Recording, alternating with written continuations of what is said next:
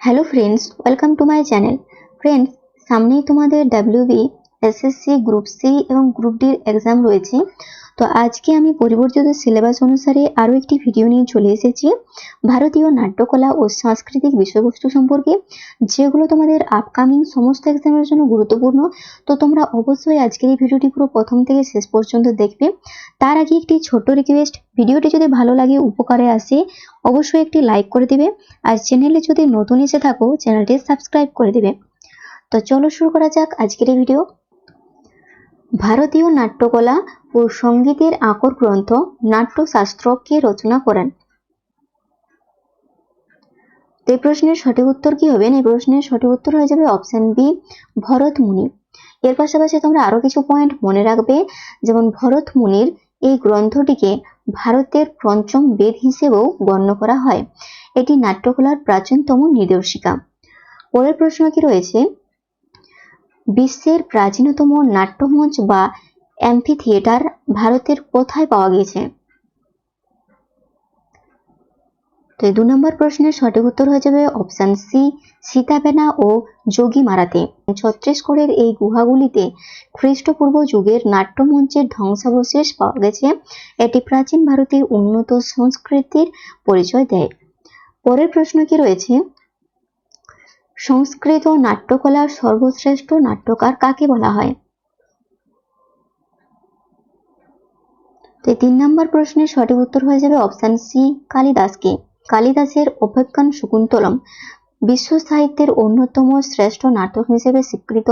তিনি গুপ্ত যুগের রাজা দ্বিতীয় চন্দ্রগুপ্তের নবরত্নের অন্যতম ছিলেন। পরবর্তী প্রশ্ন কি রয়েছে? মৃচ্ছকটিকম নাটকটির রচয়িতা কে? তো এখানে আমাদের 4টি অপশন রয়েছে। 4টি অপশনের মধ্যে সঠিক উত্তর হয়ে যাবে অপশন এ, শূদ্রক। এর সাথে তোমরা আরো কিছু পয়েন্ট মনে রাখবে, যেমন মৃচ্ছকটিকম কথাটির অর্থ হলো মাটির ছোট হাঁড়ি। এটি সামাজিক ও রোমান্টিক ঘরানার অন্যতম জনপ্রিয় প্রাচীন নাটক। পরবর্তীতে প্রশ্ন কি রয়েছে? কেরালায় প্রচলিত কোন প্রাচীন নাট্যরীতিটি ইউনেস্কো কর্তৃক স্বীকৃত? তো 5 নম্বর প্রশ্নের সঠিক উত্তর হয়ে যাবে অপশন এ, কুটিয়াট্টম। এর সাথে তোমরা মনে রাখবে, কুটিয়াট্টম একমাত্র প্রাচীন সংস্কৃত নাট্যরীতি যা কেরালায় এখনো জীবন্ত। এটি মূলত মন্দিরে পরিবেশিত হয়। পরের প্রশ্ন কি রয়েছে? অসমের বিখ্যাত অঙ্কিয়া নাট কার হাত ধরে শুরু হয়েছিল? 6 নম্বর প্রশ্নের সঠিক উত্তর কি হবে? 4টি অপশনের মধ্যে সঠিক উত্তর হয়ে যাবে অপশন বি, শঙ্করদেব। এর সাথে তোমরা আরো মনে রাখবে, এই 16 শতাব্দীতে বৈষ্ণব সাধক শ্রীমন্ত শঙ্করদেব এটি চালু করেন। এটি মুখোশ বা মাস্কের ব্যবহার একটি অন্যতম বৈশিষ্ট্য। পরের প্রশ্ন কি রয়েছে? বাংলার বিখ্যাত যাত্রা লোকনাট্য কোন আন্দোলনের প্রভাবে জনপ্রিয়তা পায়? তো 4টি অপশনের মধ্যে সঠিক উত্তর হয়ে যাবে অপশন বি, ভক্তি আন্দোলন। এর পাশাপাশি তোমরা আরো কিছু পয়েন্ট মনে রাখবে, যেমন মহাপ্রভু চৈতন্যদেবের প্রভাবে ভক্তি আন্দোলনের সময় থেকেই বাংলায় যাত্রার ব্যাপক প্রসার ঘটে। এটি মূলত খোলা মঞ্চে পরিবেশিত হয়। পরের প্রশ্ন কি রয়েছে? যক্ষগান ভারতের কোন রাজ্যের প্রধান লোকনাট্য? তো 8 নম্বর প্রশ্নের সঠিক উত্তর কি হবে? না, এই প্রশ্নের সঠিক উত্তর হবে অপশন সি, কর্ণাটক। এর সাথে তোমরা মনে রাখবে, যক্ষগান তার ভারী মেকআপ, রঙিন পোশাক এবং বিশেষ কণ্ঠশৈলীর জন্য পরিচিত। এটি মূলত উপকূলীয় কর্ণাটকের জনপ্রিয়। পরের প্রশ্ন কি রয়েছে? উত্তর ভারতের অত্যন্ত জনপ্রিয় লোকনাট্য নটঙ্কি কোন নৃত্য থেকে উদ্ভূত?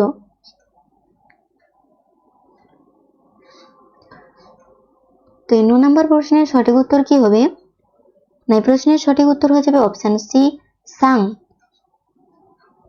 এর পাশাপাশি মনে রাখবে, নটঙ্কি মূলত পাঞ্জাব ও হরিয়ানার সাং রীতি একটি শাখা, যা উত্তরপ্রদেশে ব্যাপক জনপ্রিয়। নেক্সট কোশ্চেন কি রয়েছে? মহারাষ্ট্রের কোন লোকনাট্যটি লাবণী নৃত্যের সাথে যুক্ত? 10 নম্বর প্রশ্নের সঠিক উত্তর কি হবে? 4টি অপশনের মধ্যে সঠিক উত্তর হয়ে যাবে অপশন বি, তামাশা। এর পাশাপাশি তোমরা মনে রাখবে, এই তামাশায় মহিলা শিল্পীরা লাবণী গান ও নৃত্যের মাধ্যমে দর্শকদের বিনোদন দেন। এটি খুবই প্রাণবন্ত একটি পরিবেশনা। পরের প্রশ্ন কি রয়েছে, শিবাজি মহারাজের বীরত্ব গাথা বর্ণনার জন্য মহারাষ্ট্রে কোনটি গাওয়া হয়?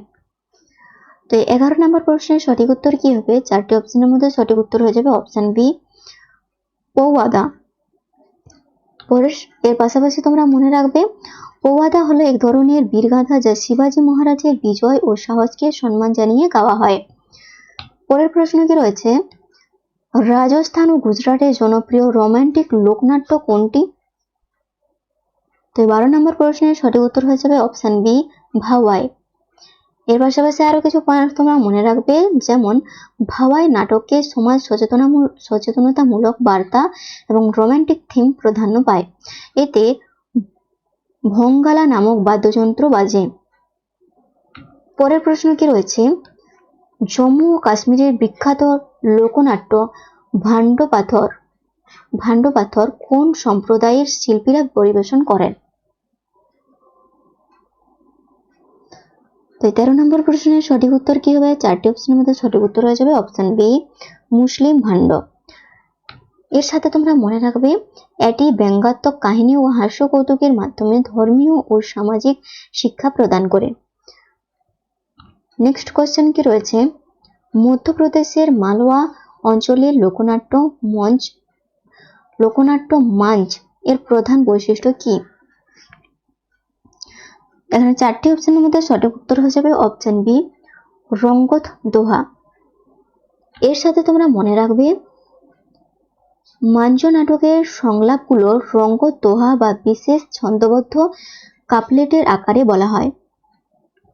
নেক্সট কোশ্চেন কি রয়েছে, উত্তরাখণ্ডের ইউনেস্কো স্বীকৃত ধর্মীয় নাট্য উৎসবটির নাম কি? এই প্রশ্নের সঠিক উত্তর হয়ে যাবে অপশন এ, রমন। এর সাথে তোমরা মনে রাখবে, গাড়োয়াল অঞ্চলের রমন উৎসবে গ্রামের দেবতা ভূমিয়া দেবতাকে সম্মান জানিয়ে অভিনয় ও নৃত্য হয়। পরের প্রশ্ন কি রয়েছে,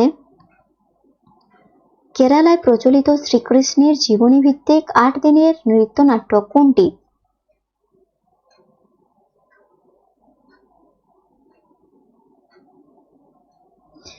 এই প্রশ্নের সঠিক উত্তর হয়ে যাবে অপশন বি, কৃষ্ণ অট্টম। এর সাথে তোমরা মনে রাখবে, এই কৃষ্ণ অট্টম একটি উৎসবের অংশ হিসেবে পরপর 8 রাত ধরে শ্রীকৃষ্ণের জীবনের বিভিন্ন কাহিনী প্রদর্শন করে। নেক্সট পরের কোশ্চেন কি রয়েছে, তামিলনাড়ুর লোকনাট্য কুরুভাঞ্জিতে কোন ধ্রুপদী নৃত্য ব্যবহৃত হয়?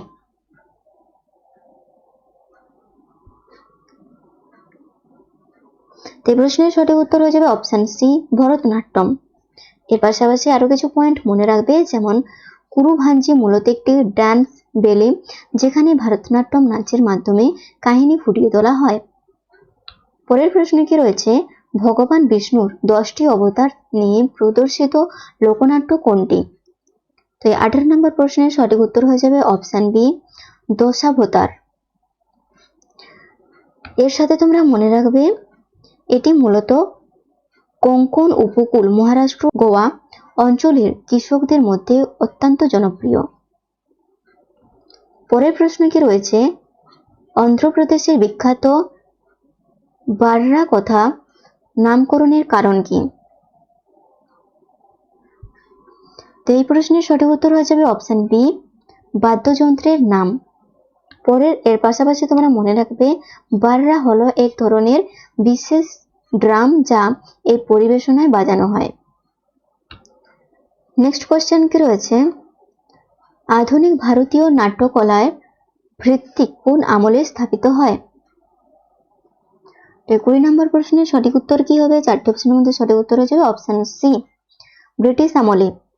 এর সাথে তোমরা আরো কিছু পয়েন্ট নোট করে রাখবে, যেমন ব্রিটিশ আমলে শেক্সপিয়রের নাটক অনুবাদ এবং নতুন মঞ্চ শৈলীর মাধ্যমে আধুনিক থিয়েটারের জন্ম হয়।